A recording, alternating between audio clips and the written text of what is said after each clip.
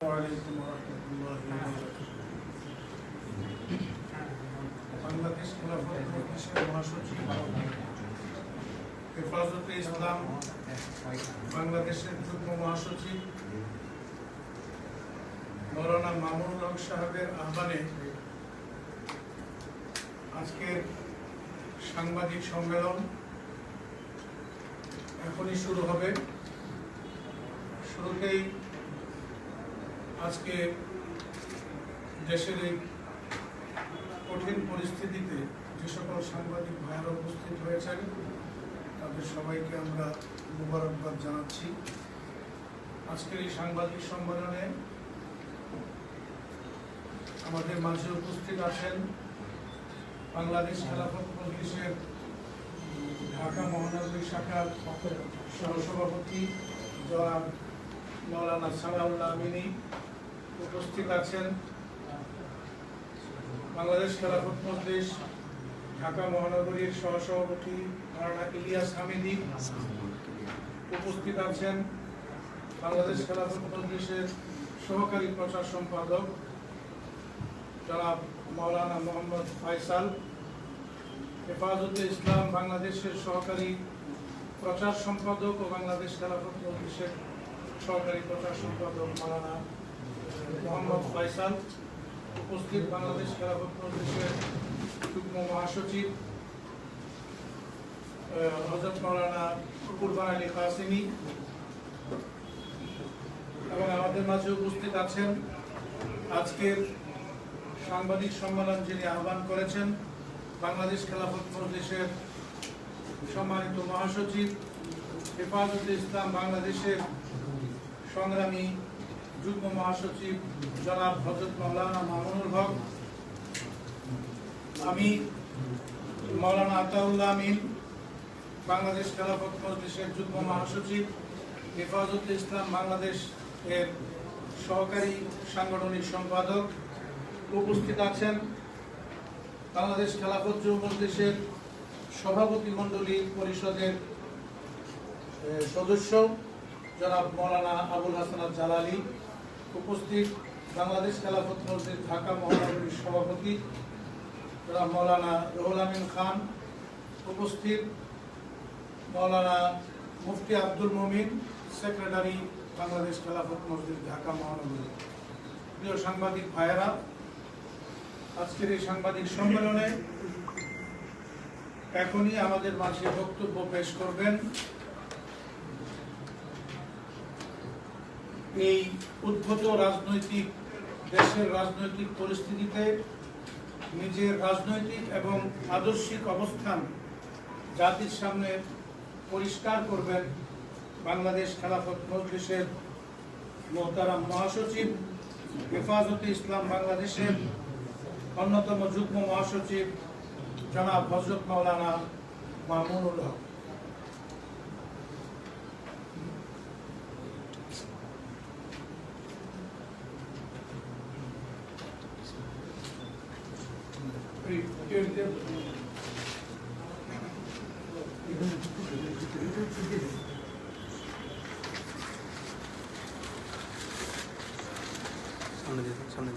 সামনে দিয়ে দেন।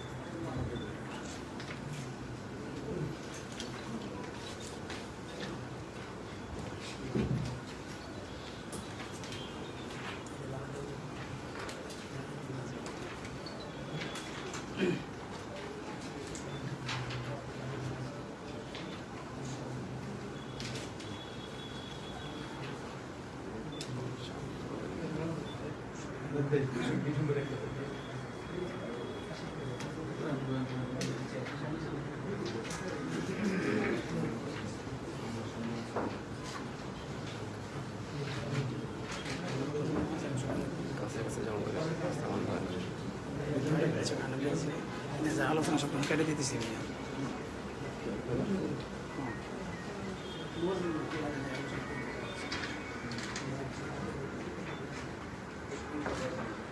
बिस्मिल्लाहिर रहमानिर रहीम अल्हम्दुलिल्लाहि रब्बिल आलमीन वस्सलातु वस्सलामु अला अशरफिल अंबिया'i वल मुरसलीन व अला आलिहि व अस्हाबिहि व मन तबिअहुम व दआ बिदाअतिहि इला यौमिद्दीन। প্রিয় সাংবাদিক বন্ধুগণ, আসসালামু আলাইকুম ওয়া রাহমাতুল্লাহ। আশা করি আপনারা সবাই ভালো আছেন। প্রথমেই আমার আহ্বানে সাড়া দিয়ে এখানে উপস্থিত হওয়ায় আপনাদেরকে ধন্যবাদ জ্ঞাপন করছি। বেশ কিছুদিন ধরে কিছু ভুল তথ্যের ভিত্তিতে আমার বিভিন্ন প্রোগ্রামে বাধা দেওয়া হচ্ছে। সরকার দলীয় কিছু সংগঠন আমার বিরুদ্ধে আন্দোলন করছে, সেই সাথে বিভিন্ন সংবাদ ও যোগাযোগ মাধ্যমে আমার নামে বিভ্রান্তিকর কিছু তথ্য প্রচার হচ্ছে। এহেন পরিস্থিতিতে জাতির সামনে আমার রাজনৈতিক ও আদর্শিক অবস্থান সহ নিজের বক্তব্য তুলে ধরাকে জরুরি মনে করছি। সেই লক্ষ্যেই আপনাদেরকে আহ্বান করেছি। প্রিয় সাংবাদিক ভাইয়েরা, আপনারা আমার পারিবারিক পরিচয় সম্পর্কে অবগত আছেন। আমার বাবা উপমহাদেশের প্রখ্যাত হাদিস বিশারদ এবং বাংলাদেশের একজন বর্ষীয়ান জাতীয় নেতা মরহুম শাইখুল হাদিস আল্লামা আজিজুল হক। তিনি 4 দলীয় জোটের শীর্ষ 4 নেতার অন্যতম একজন ছিলেন এবং তার দেয়া আদর্শিক 5 দফার সাথে একমত হয়েই 2006 সালে বাংলাদেশ আওয়ামী লীগ বাংলাদেশ খেলাফত মজলিসের সাথে সমঝোতা চুক্তি স্বাক্ষর করেছিল। তিনি ধর্মীয় ও রাজনৈতিক যুগপৎ একটি ঐতিহাসিক ধারার প্রতিনিধিত্ব করে গেছেন, যা উপমহাদেশে দেওবন্দি ধারা হিসেবে সুপরিচিত। আমি ব্যক্তিগতভাবে সেই ধারারই একজন রাজনৈতিক কর্মী। বৃহত্তর সামাজিক ও রাজনৈতিক অঙ্গনে ইসলামের বিজয় প্রতিষ্ঠার মাধ্যমে দেশ, জাতি ও মানবতার কল্যাণ সাধনই আমার রাজনৈতিক লক্ষ্য। কুরআন সুন্নাহর আলোকে পূর্বসূরীদের অনুসৃত পথে স্বচ্ছ রাজনৈতিক প্রক্রিয়ার মাধ্যমে লক্ষ্য অর্জনের চেষ্টা চালানোই আমার ব্রত। কোন ষড়যন্ত্র অথবা গোপন আঘাতের মাধ্যমে দেশ, রাষ্ট্র কিংবা সরকার বিরোধী কোনো কর্মসূচি আমাদের নেই। অতীতে বিভিন্ন সময়ে বিভিন্ন জোটবদ্ধভাবে রাজনীতিতে ভূমিকা রাখলেও বর্তমানে আমাদের সংগঠন বাংলাদেশ খেলাফত মজলিস ও ব্যক্তিগতভাবে আমি কোন রাজনৈতিক জোটে যুক্ত নই। আমাদের এমন স্পষ্ট রাজনৈতিক অবস্থান থাকা সত্ত্বেও লক্ষ্য করছি একটি মহল ষড়যন্ত্রমূলকভাবে আমি ব্যক্তি মামুনুল হককে সরকারের মুখোমুখি দাঁড় করিয়ে দেওয়ার তারা চালাচ্ছে। আর এই জন্য জামাত শিবিরের রাজনৈতিক এজেন্ডা বাস্তবায়নের অমূলক ও কল্পিত অভিযোগ আমার উপর চাপিয়ে দেওয়ার চেষ্টা করছে। আমি এই ষড়যন্ত্রের তীব্র নিন্দা জ্ঞাপন করছি। প্রিয় সাংবাদিক বন্ধুগণ, কিছুদিন ধরে ঢাকার ধোলাইপাড়ে বঙ্গবন্ধুর ভাস্কর্য নির্মাণের ইস্যুতে বিক্ষুব্ধ হয়ে উঠেছে বাংলাদেশের ধর্মীয় অঙ্গন। স্বাভাবিকভাবেই ইসলামী দৃষ্টিকোণ থেকে মানুষ কিংবা যে কোনো প্রাণীর ভাস্কর্য নির্মাণ অন-ইসলামিক সংস্কৃতি হওয়ায় আলেম সমাজ এর প্রতিবাদ করছেন। সেই সূত্রে আমিও ভাস্কর্য তথা মূর্তি নির্মাণের বিরুদ্ধাচরণ করে আমার বক্তব্য তুলে ধরেছি। কিন্তু সুকৌশলে একটি মহল ভাস্কর্য নির্মাণের এই বিরোধিতাকে বঙ্গবন্ধু শেখ মুজিবুর রহমানের বিরোধিতা বলে আখ্যায়িত করার চেষ্টা করছে। এ বিষয়ে আমার বক্তব্য দ্ব্যর্থহীন।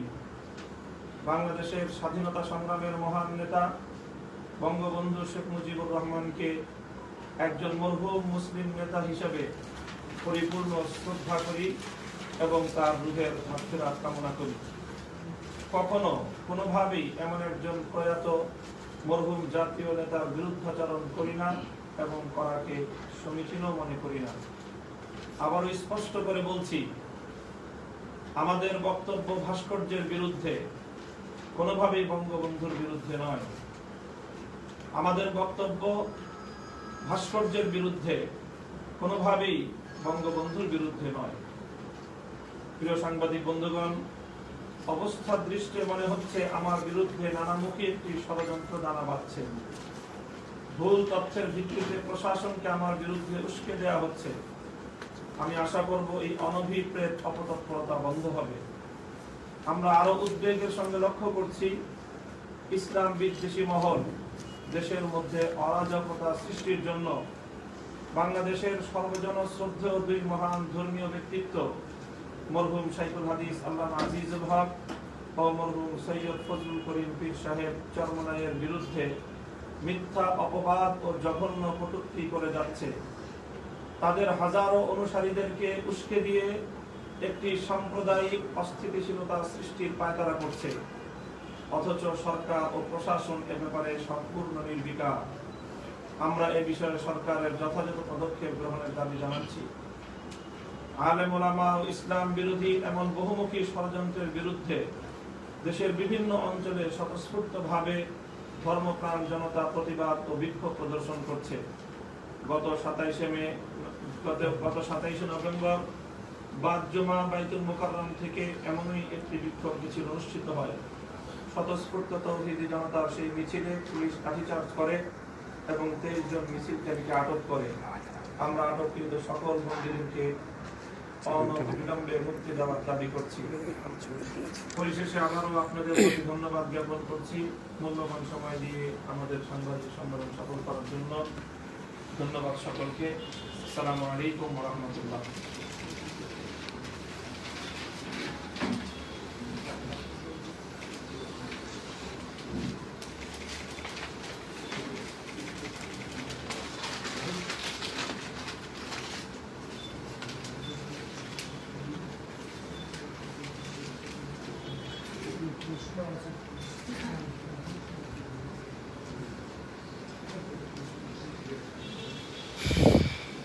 বাংলাদেশের প্রেক্ষাপটে শেখুল হাদিস আল্লামা আজিজুল হক রহমাতুল্লাহ আলাইহির পরিবারের প্রতি ষড়যন্ত্র কারা করতে পারে বলে মনে করেন?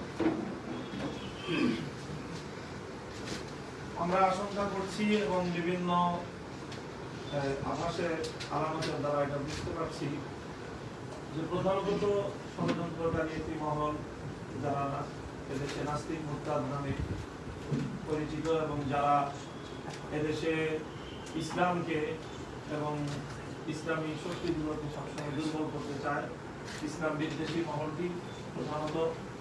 আর তাদের সাথে আমরা মনে করছি যে অতি সাম্প্রতিক সময়ে ওলামায়ে কেরাম থেকে যারা আলেম সমাজ থেকে বিভিন্ন অপকর্মের কারণে বিচ্যুত হয়েছে, সেই ধরনের কিছু লোক তারাও এই ষড়যন্ত্রের সাথে জড়িত থাকার আমাদের কাছে বিভিন্ন আলামত রয়েছে।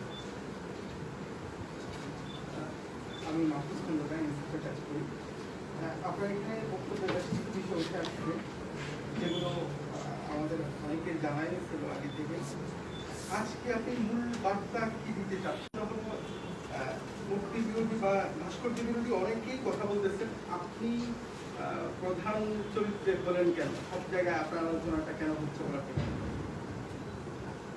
আজকে আমাদের প্রধান যে বার্তা সেটা হলো, 1 নম্বর বার্তা তো হলো যে আমরা আমাদের নিজস্ব একটা রাজনৈতিক স্ট্যান্ড রয়েছে, ঐতিহ্য রয়েছে এবং নিজস্ব রাজনৈতিক দর্শন আছে।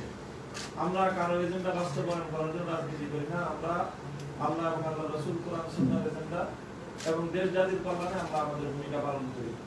কাজে আমাদের রাজনৈতিক অবস্থানকে প্রশ্নবিদ্ধ করার জন্য এই ধরনের অপপ্রচার আমাদের বিভিন্ন মহল থেকে উত্থাপিত হয়, সেটার বিরুদ্ধে আমাদের স্পষ্ট অবস্থান ব্যাখ্যা করার জন্য।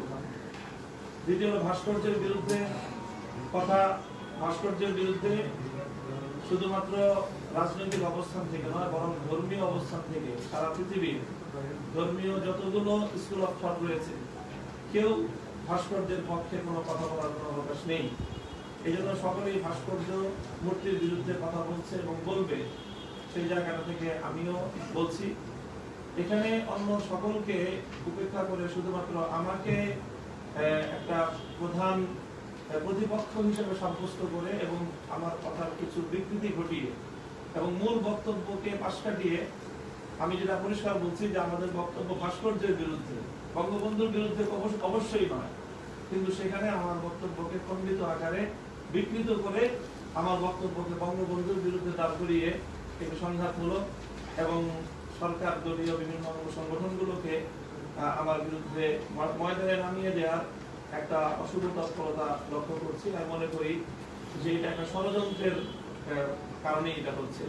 আমাদের ভাস্কর্যের বিরুদ্ধে আমাদের যারা সিনিয়র, আমাদের যারা শীর্ষ পর্যায়ে রয়েছেন, সকলের বক্তব্য এই ভাস্কর্যের বিষয়ে দায়িত্বহীন এবং আজকের নয়। সেই 2000 সালেও শেখুল হাদিস আল্লামা আজিজুল হক রহমাতুল্লাহ আলাইহি এবং সেই সময় থেকেই বাংলাদেশে যখন ব্যাপকভাবে রাষ্ট্রীয় আয়োজনে ভাস্কর্য নির্মাণের এই তৎপরতা শুরু হয়, তখন থেকেই আমাদের শীর্ষ সকল আলেমগণ ভাস্কর্যের বিরুদ্ধে তাদের বক্তব্য স্পষ্টভাবে তারা রেখেছেন, রেখে চলেছেন। এবং এটা যতদিন পর্যন্ত কোরআন হাদিসে আমরা বিশ্বাস রাখবো, আমরা আমাদেরকে রাখতে হবে। দুনিয়ার সবকিছু আমরা ছাড়তে পারি, কিন্তু কোরআন সুন্নাহর যে আদর্শ, আমাদের ঈমান এবং আমাদের বিশ্বাস থেকে আমরা চলতে পারি না। কাজে সেই ঈমান এবং বিশ্বাসের জায়গা থেকে আমাদেরকে কথা বলতেই হবে। সেটা আমি বলছি। বাদ দিয়ে শুধুমাত্র আমাকে প্রতিপক্ষ সাব্যস্ত করা, এটা আমি মনে করি ভাস্কর্য বিরোধী যে আন্দোলন, সেই আন্দোলনকে দুর্বল হিসেবে উপস্থাপন করা একটা মানে অশুভ প্রয়াস। জিয়াউর রহমানেরও তো ভাস্কর্য ছিল, ওই সময় তো আন্দোলন করলেন না, এখন করতেছেন কেন? জিয়াউর রহমানের ভাস্কর্য কোন জাতীয়ভাবে কোথাও কখনো এমন ভাবে প্রতিষ্ঠিত হয়েছে, জাতীয়ভাবে সেটা প্রচারিত হয়েছে, এমন কোনো কথা আমাদের সেই সময় জানা নেই। এবং যখন থেকে আমরা ভাস্কর্যের বিরুদ্ধে কথা বলছি, তখন থেকে ব্যর্থহীনভাবে কথা বলছি যে ভাস্কর্য যারই হোক, জিয়াউর রহমানের হোক অথবা অন্য কোনো ব্যক্তির হোক, সেই ভাস্কর্যের বিরুদ্ধেই আমাদের অবস্থান। এবং আমরা যে ভাস্কর্য অপসারণের দাবি জানাই, সেখানে কোনো ব্যক্তি বিশেষের কোনো আমাদের নির্ধারণ নেই। আমরা সকল ভাস্কর্যের অপসারণের দাবি জানাই, জিয়াউর রহমানের ভাস্কর্য সহ। এবং আমরা পরিষ্কার ভাষায় বলি যে আমরা যদি আমাদের আইনগতভাবে, নৈতিকভাবে, রাজনৈতিকভাবে এবং রাষ্ট্রীয়ভাবে আমাদের সেই সামর্থ্য থাকলে আমরা জিয়াউর রহমানের ভাস্কর্য সহ সকল ভাস্কর্যকেই আমরা মুসলমানদের জনপদ থেকে অপসারণ করার, অন্তত রাষ্ট্রীয় পর্যায় থেকে অপসারণ করার উদ্যোগ আমরা নিব। আপনাকে নিয়ে একটা বক্তব্য বিশেষ করে মুক্তিযুদ্ধ মঞ্চে সবাই নিয়ে আসছে যে আপনি বঙ্গবন্ধুর ভাস্কর্যকে বুড়িগঙ্গায় ভাসায় দেবেন বলছেন। আপনি কি আসলে আপনার এই ধরনের কোনো প্ল্যান আছে কিনা? যে না না, বঙ্গবন্ধুর ভাস্কর্য বুড়িগঙ্গায় ভাসিয়ে দেওয়া বা এই ধরনের কোনো কথা আমি বলিনি।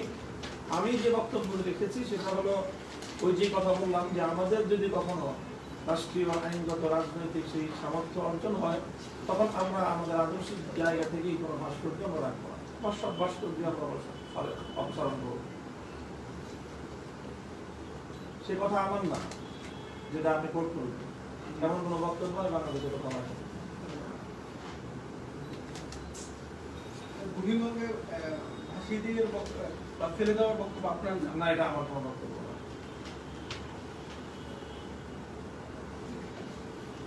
বঙ্গবন্ধু যেহেতু আমাদের স্থপতি ছিলেন, সেই হিসেবে ভাস্কর্যের বিকল্প আপনাদের পক্ষ থেকে কি ধরনের বঙ্গবন্ধুর জন্য করার জন্য আপনি সমর্থন করেন? কোনো বিকল্প কোনো করা যায় কিনা?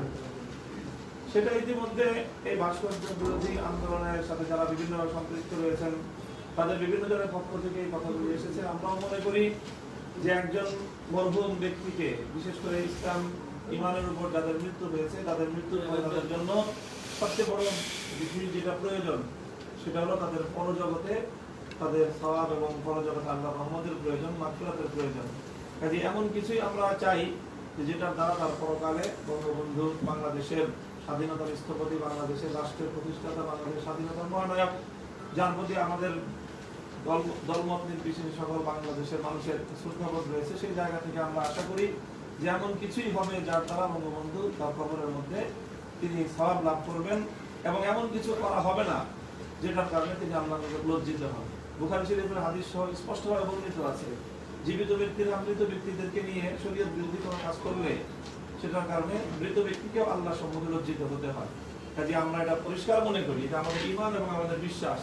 যারা আল্লাহ নবীকে বিশ্বাস করেন তাদেরকে এই কথা বিশ্বাস করতে হবে যে বঙ্গবন্ধুর যদি ভাস্কর্য নির্মাণ করা হয়, মূর্তি নির্মাণ করা হয়, তাহলে এই কারণে তিনি আল্লাহর নিকট লজ্জিত হবেন।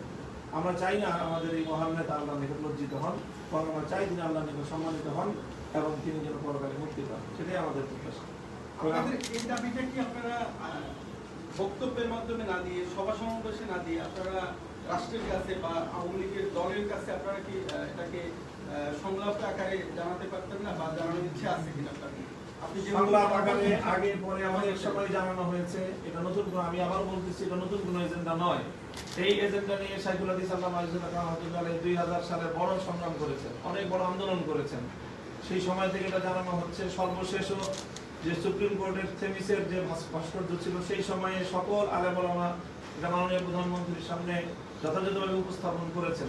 এবং বর্তমানে বঙ্গবন্ধুর ভাস্কর্য সহ যে উত্তপ্ত পরিস্থিতি, বিক্ষুব্ধ মানুষের যে প্রতিক্রিয়া, সেটার ব্যাপারেও শীর্ষ ওলামাদের কাছে আমাদের এই পক্ষ থেকে দাবি আসছে এবং আমরা যতটুকু জানতে পেরেছি ওলামা একরাম এবারে তারা প্রস্তুতি নিচ্ছেন জাতির সামনে সম্মিলিত আলেম সমাজের একটা বক্তব্য আসবে এবং তারা প্রধানমন্ত্রীর কাছেও ইনশাআল্লাহ বক্তব্য যথাযথভাবে পৌঁছানোর চেষ্টা করবেন এবং স্থানীয় পর্যায়ের যারা জোরাইপাড়ের আলেম ওলামা ইমাম সাহেবান তারা যে আন্দোলন করছেন সেই আন্দোলনের প্রেক্ষিতে তারা রাষ্ট্রের সর্বোচ্চ পর্যায় পর্যন্ত তারা যোগাযোগ করেছেন, তাদের বক্তব্য পৌঁছিয়েছেন তারা।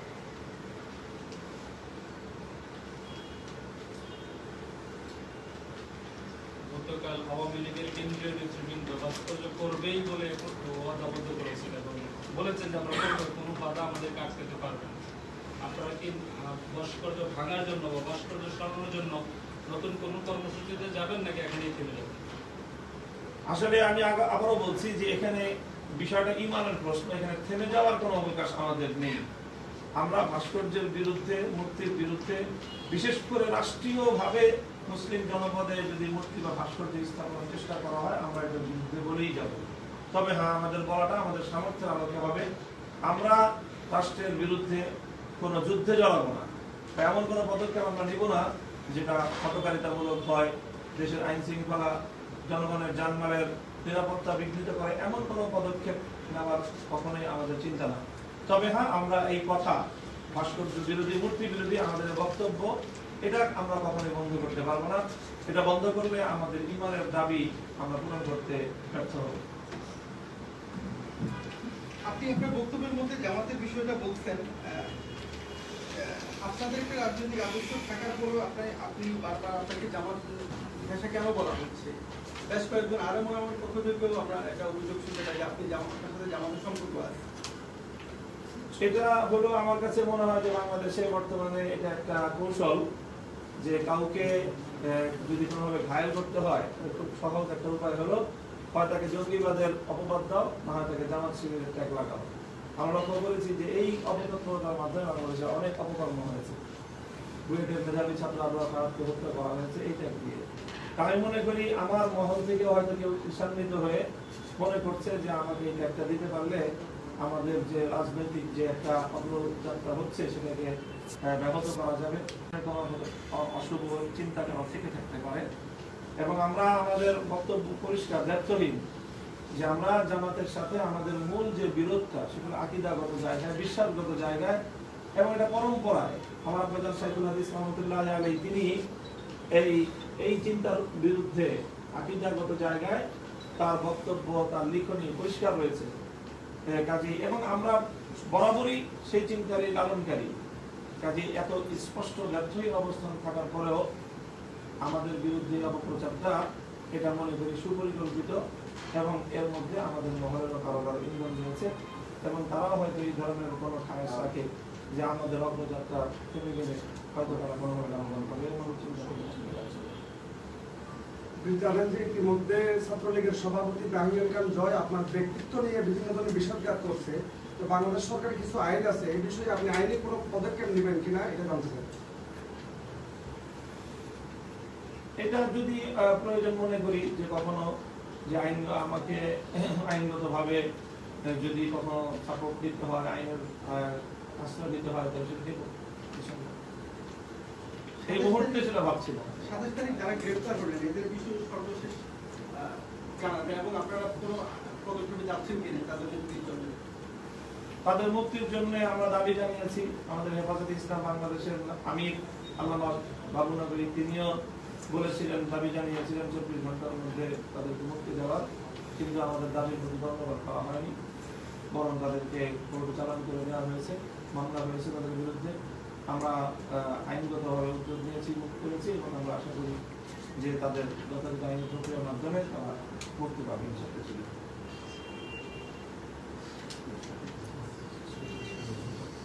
জি, আপনাদের সকলকে ধন্যবাদ, আপনারা এসেছেন, আবার শুক্রিয়া আদায় করতেছি। ব্যবস্থা আছে।